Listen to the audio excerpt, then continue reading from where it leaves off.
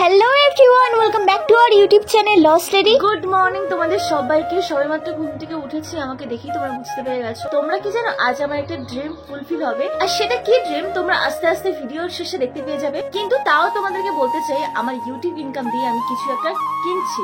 তো চলো ব্রাশ করে নিই, স্নান করে নিতে হবে, কারণ সকালের ট্রেনটা ধরতে হবে, 10:30 ট্রেনটা আমরা ধরবো। তো চলো।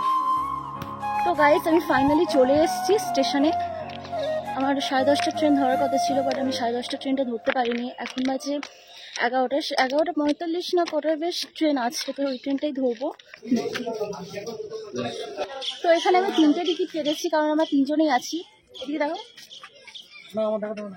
দেখো এরা আছে, তো এদেরকে নিয়ে যাচ্ছি, কারণ একা একা কেনা সম্ভব না। আর এদিকে আমার অবস্থাটা দেখো, সকাল সকাল স্নান করার জন্য চুল ভিজে থাকার কারণে বাড়ি থেকে আমি চুল খুলেই এসেছিলাম। এদিকে স্টেশনে এসে প্রচন্ড গরম লাগতে শুরু করে দিয়েছে। শেষ পর্যন্ত গরমের ঠেলায় বেনুনি করে নিয়েছি। কিন্তু গাইস, এদিকে এনেছি চিরুনি, না ক্লিপ, না কোনো গার্ডার, কোনো কিছুই আনিনি। তাড়াহুড়ো করে বেরিয়ে পড়েছিলাম। তারপরে লক্ষ্য করলাম স্টেশনের পাশে একটা মিষ্টি দোকান আছে। ভাবলাম মিষ্টি দোকানে তো অবশ্যই গার্ডার থাকবে, তাই দেরি না করে তাড়াতাড়ি চলে গেলাম। দোকানের সামনে যেতে কাকু বললো কি মিষ্টি লাগবে, আমি বললাম গার্ডার। কাকু তার পাশের জনকে বললো এই দেখ গার্ডার বলে কি মিষ্টি চাইছি। আমি বললাম না না কাকু, গার্ডার মিষ্টি না, আমি গার্ডার চেয়েছি বলে আমি হাত দিয়ে দেখালাম। তবেই কাকু বুঝতে পারলো, তারপর আমাকে একটা গার্ডার দিল। তারপর আমরা চুল বাঁধতে বাঁধতে ট্রেন চলে এসেছিল, তো ট্রেনে উঠে পড়লাম।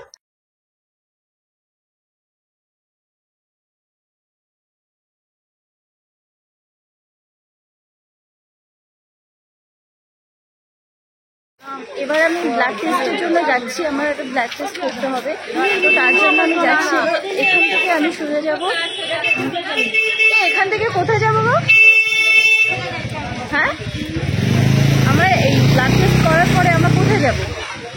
আমরা যাবো হচ্ছে এসপ্ল্যানেডের মেট্রো বাড়িতে।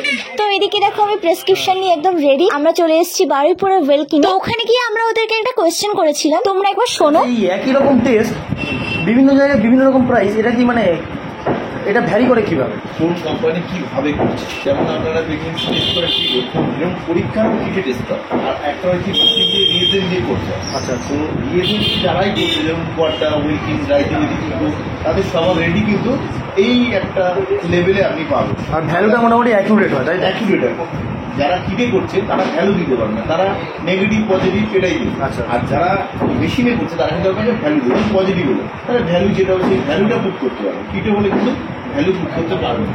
নাম্বার 1। নাম্বার 2 হচ্ছে যে ডক্টর দিয়ে যদি করতে হয়, ধরুন আপনি ক্যাথোলজিস্টকে ল্যাবে বসিয়ে যদি একটা টেস্ট করেন তার যা কস্টিং আসবে, আর যদি দেখা যাবে যে আপনি রেফারেল ল্যাবের মতন টেকনিশিয়ান দিয়ে যদি টেস্ট করেন তার রেট কিন্তু আলাদা হবে। 3 নম্বর পয়েন্ট হচ্ছে মেশিন, কে কোন মেশিনের টেস্টটা করছে এটার উপরে কিন্তু অনেক অ্যাডভান্স মেশিনে চলে এসছে, সবাই ইউজ করে না। আমাদের সম্পূর্ণ ফুললি অটোমেটিক অ্যানালাইজার, অনেকের সেমি অটোমেটিক।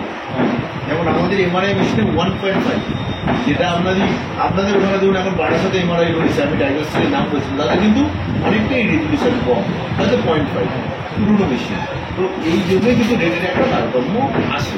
ঠিক আছে, যে কোনো আপনি কোয়ালিফাইড ল্যাবেজ বলে এই রেটে।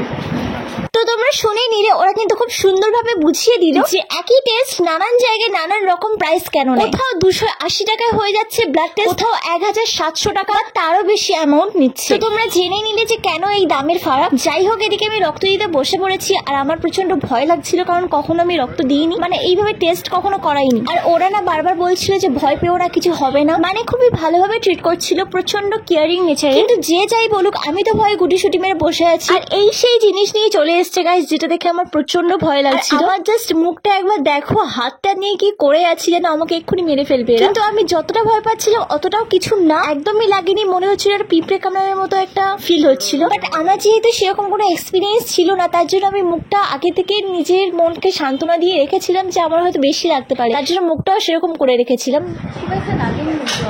তো এদিকে দেখো, ব্লাড টেস্ট করার পরে আমি সোজা চলে এসেছি খাওয়ার জন্য, কারণ প্রচন্ড খিদে পেয়েছে। সারাদিন কিছু খাইনি, সারাদিন না খেয়ে আমি খাচ্ছি এখন পরোটা ঘুগনি, মানে শরীরে 12টা বেজে যাবে। কি আর করা যাবে, কিছুই করার নেই, যা পেয়েছি খেয়ে নিয়েছি, কারণ প্রচন্ড খিদে পেয়েছে। এদিকে আমাকে দেখো একটা বোতল খুলতে পারছি, মানে রক্ত দিয়ে কি অবস্থা হয়েছে আমার। তো জল টল খেয়ে আবারও খেতে শুরু করে দিয়েছি। এখন তোমাদের মনে হচ্ছে নিশ্চয়ই এই মেয়েটা কত খাই রে বাবা, কিন্তু খিদে পেয়েছে তো কি করবো বলো। যাই হোক, তো ফাইনালি আমি দোকানে চলে এসেছি, যেখানে আমার সেই স্পেশাল জিনিসটা আছে, যেটা পাওয়ার জন্য আমাদের এত দূর আসা। আর এখানে দেখো কত লোক এসছে ক্যামেরা কেনার জন্য, ড্রোন কেনার জন্য, এখানে সারাক্ষণ ভিড় লেগেই থাকে। এর আগেও আমরা অনেক কিছু নিয়ে গেছি এই দোকান থেকে আমার সেটআপের জন্য, আর এখনো নিচ্ছি। তো আমি অনলাইন আর ক্যাশে দুটোতেই পে করেছি, কিছুটা ক্যাশ তুলেছিলাম আর কিছুটা অনলাইনে করেছিলাম, বিলও দিয়ে দিয়েছে, আর ফাইনালি আমি সেটা হাতেও নিয়ে নিয়েছি।